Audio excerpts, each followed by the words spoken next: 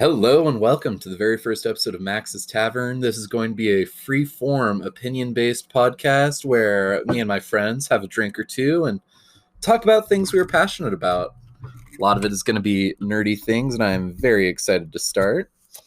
Along with nerdy opinions, I want to add in any big news about our company, D&Z Productions. But that's enough meta info. Let's talk about some nerd stuffs. Start out the episode. It has been a cold couple of days lately, so at the tavern today, I am drinking a spiked hot chocolate. In D&Z Productions news, our first episode of our podcast, Max's Tavern, that you're listening to right now, goes live today. We are also working on the next book in our publishing list and hoping for a spring 2021 release. Catch up with our streams on Wednesday nights, Thursday afternoons, and surprise streams throughout the week. Currently, we are trying to play through Dark Souls Remastered while playing the Dark Souls drinking game on Wednesdays. Now, onto the title of the episode, and something that really grinds my gears. I hear people talk about how expensive it is to get into one of my favorite hobbies, Magic the Gathering. Whew, that's a little spicy. And they're not wrong. My personal big three commander decks are right around 5K altogether, with my whole Magic collection being around $10,000. But I have a secret, and that's proxying my cards. Now, when I say proxying, I mean using something to denote a different card. So, like, I might put a slip of paper in front of some little penny worth card, and I'll say, oh, this is now a $30 piece of Magic card. Now, I'm not saying I stack all my commander decks with reserved list cards to make them all 10 out of 10. I have what I happily call a staple binder, which you can find on my tapped out profile, link in the description, and I proxy whatever I own from there. That staple binder is still upwards of $1,000, and that's not something many people can afford to play a card game. Now, when I first started playing Magic seriously, I did have a lot of disposable income, and I was able to build up my initial collection, as well as pick up extra pieces here and there from collections owned by my roommates who were getting out of the game. Then, when I moved on to post-grad life, I had been lucky enough to live in an area where costs are low, and my jobs have afforded me quite a bit of spending freedom, to the point that I've been able to give back to different groups, and I was even able to pick up one of my favorite cards from the reserved list, Gwendolyn de Corchi. She is actually the only thing I own on the reserved list, and in all honesty, will likely be the only thing I ever own from the reserved list.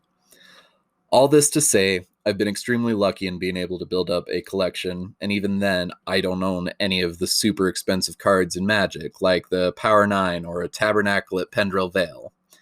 Magic is stupid, expensive, and for no good reason.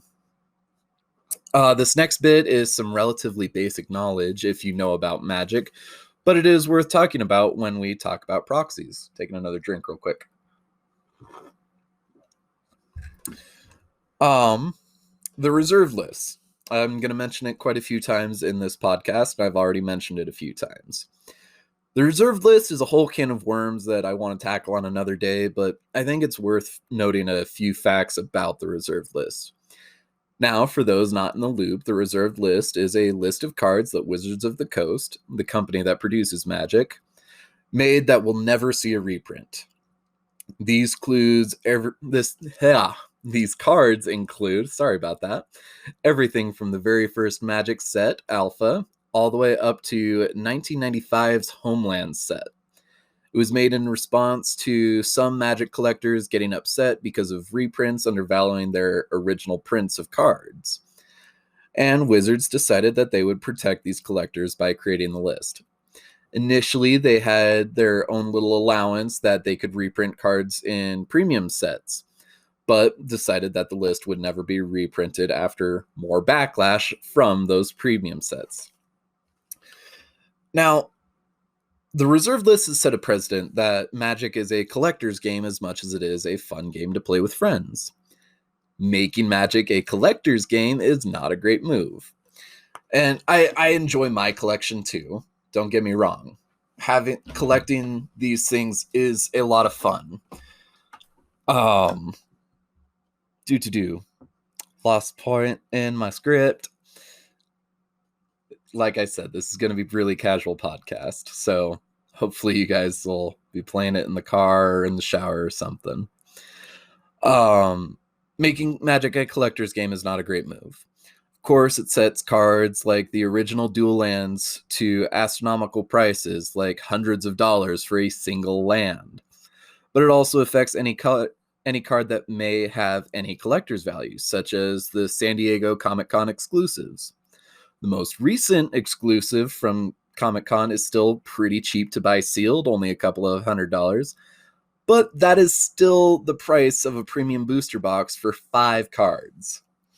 And I can already hear you say, well, then don't buy premium products. And I agree. The regular players who just want to sit down and play a fun game of Magic shouldn't buy premium products, like last year's VIP edition for Double Masters. But it's not just premium products that are expensive and set up a barrier to playing. Let's take a look at a somewhat competitive Commander deck, rated at a 7 or 8 out of 10. My choice is my own Amara Soul of the Accord deck. And its price, at its lowest without any of the premium versions of cards, is around $400. That's no premiums, no original dual lands, no crazily expensive cards. Like, these are all reasonable cards that you should have in an Amara deck, which is tokens. And that deck still can't hold a candle to competitive decks that will combo off in 5 turns or even fewer. $400 for a deck that will not perform well compared to more expensive decks. LOL. I don't know what I was doing with that sentence. But to reiterate, it's $400 for a deck that's just not going to compare. Of course, cost is not what counts towards a deck's power rating, but a deck's budget does affect what cards it has access to, and that does mean that a higher budget will also get better, more expensive cards. Now let's step back to that staple binder I mentioned earlier. In that binder, I have many different cards that I believe should be in a plethora of decks to make them better. That includes things like shock lands, bond lands, and fetch lands. All of these are things I consider to be required to play at any level. Even for beginners, they should have fetch lands in their colors. As of writing this script, the cheapest fetch land is Windswept Heath at a market price of $14.85. Then add in $8.55 for Temple Garden, the only shock land that I can use in Amara. Already, that's $23 in my land base. Then there's cards that are necessary for the deck to be viable, in this case, Anointed Procession and Doubling Season. In its most recent printing, Doubling Season is still $50, while Anointed Procession, which has never seen a reprint, is about $25. So, rounding for change, that is $100, a quarter of the deck's whole price in 4 cards. Again, I can hear you saying, well, don't build a tuned deck if you can't afford it. What? Why? Tuned decks are the most fun you can have in the game. In Commander, it could turn a 5-turn combo fest into an hour-long battle that is constantly swinging both ways. You should absolutely build a tuned deck. But how can you do that without putting $400 down to build a decent deck? Proxy your cards. Like I said earlier, I have a collection that could easily be valued around $10,000. But that is spread out over various premiums that I've purchased for or traded for. I won't buy a Windswept Heath for every deck that has forests and plains in them. I print off a slip of paper that has all the necessary words and an art that I like on it. I even purposely cripple myself by not running every fetch I can use in every single deck. I only use what can fetch specific colors, like in my Nicol Bolas deck, a competitive deck, where I only have blue, black, and red. I can only use Polluted Delta, gets Islands and Swamps, Bloodstained Mire, Mountains and Swamps, and Scalding Tarn, Islands and Mountains. Let's stick with Windswept Heath right now, though. With my personal rules, if I were to buy an individual Windswept Heath for each deck that runs a proxied Windswept Heath, that would be 10 copies, and roughly $150 that I can't use to get different cards that let me expand my playstyles. And that's for the cheapest fetch land. Go back to Scalding Tarn in Nicol Bolas. If I wanted to single copy of that, which cheapest printing right now is $54.89. It would be almost $800 for a card that is arguably necessary to play in any deck that has islands and mountains. Now, let's bring this to a personal level. Friend of mine, he's played Magic for years and has proxied his decks for years. He used to exclusively play Modern until we started to play against each other when he started to get into Commander. Through a bunch of trial and errors, he finally got a really good Commander deck built, easily an 8 or 9 out of 10. His deck features all sorts of expensive cards, all 10 original dual lands, fetches, tutors, massive creatures that are nearly unstoppable. All in all, if he had bought this deck, he'd be out nearly $15,000. And that is picking up the cheapest versions of the cards in his deck. And he only plays Commander against myself and his wife. His first Commander deck was way cheaper than that, but still clocked in at around $1,000. And he lost every single game he played against decks of similar power level. If he had paid for the actual cards and decided he didn't like this way of playing, he'd definitely be out at least a couple $100 trying to sell off the cards he'd picked up for the deck. Then, I have a couple other friends who wanted to try out Magic because it was something else that we could play together. They got the latest Duel Deck series, running about $20, and got a decent understanding of how the game works. As a gift, I decided to build them some customized Commander decks, featuring some personalized arts, because gifts. Followed the same rules I always do when building decks for myself, and the combined total for both of those decks is around $700, if I hadn't proxied them. These decks aren't that great, and do struggle at times against better tuned decks, but they're still fun to play and good beginner decks. But again, that is $700 for two decks that they would not be able to recoup if they decided they didn't enjoy the game. If it wasn't for proxying, my friends could be out hundreds of dollars that could have been spent on something they already know they enjoy. But because of proxying, they got to experience something entirely new or a new style of something they enjoyed at such an insanely low cost of entry, and they all have a great time playing. For new players, I cannot say it enough. I highly encourage proxying before going out and shelling out on expensive cards or packs. But what about veteran players? You should be proxying too, just like I do.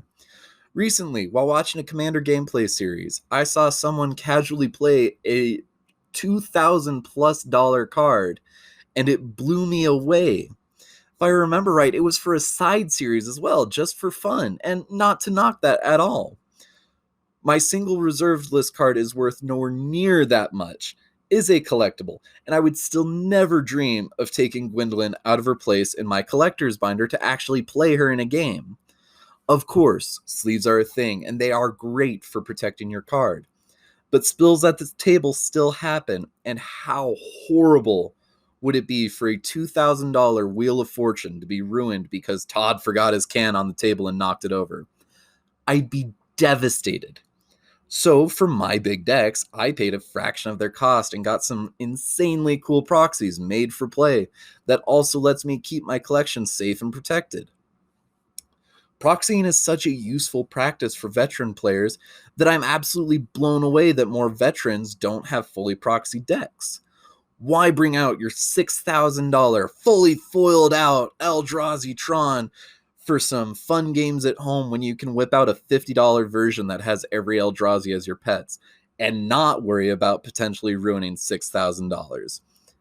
Then there's some tournaments, and don't get me wrong, this shouldn't be used at like a GP. I'm talking like at your local game store.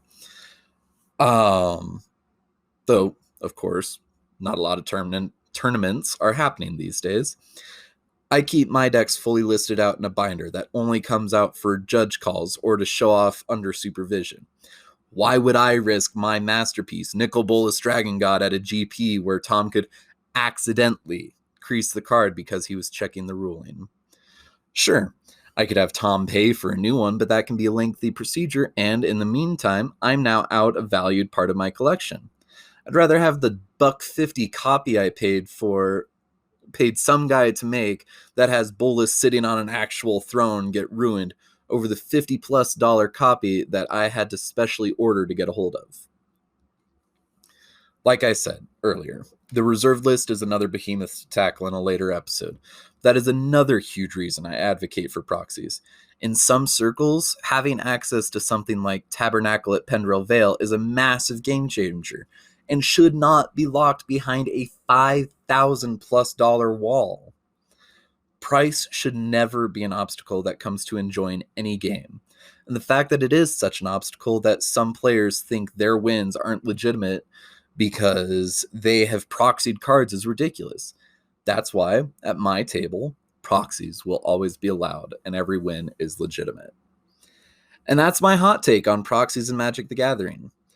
With everything, there are some caveats, like a player proxying to specifically gain an unfair advantage, tournaments, like with everything in Magic, make sure that you talk to your play group. But let me know your opinions. Comments are enabled on the YouTube release of this episode, where I also have some graphics to go along with it. I know this episode was a bit highbrow, but I also wanted to get one of my hottest takes out there for a first episode. Subscribe and keep your eyes open for more content from D&Z Productions. Until then, I'm Dodge, and thanks for joining me for a drink at Max's Tavern.